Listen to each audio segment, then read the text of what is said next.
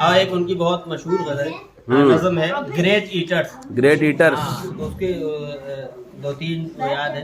हाँ,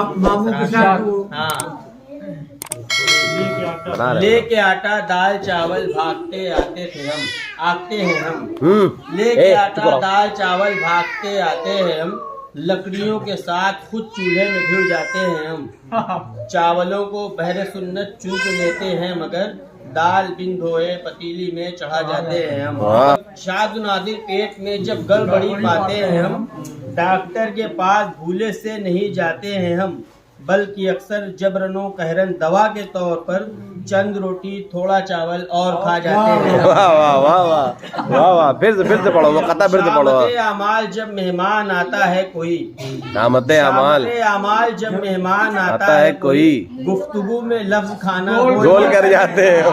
वाह। रोटियों का दायरा तो अल अमानो अल हफीज, रोटियों का दायरा तो अल अमानो अल हफीज, हूबहू 29वीं थ्योरम बना जाते हैं। वाह वाह वाह। हूबहू मैथ्स में होती है ना नंबर की थ्योरम।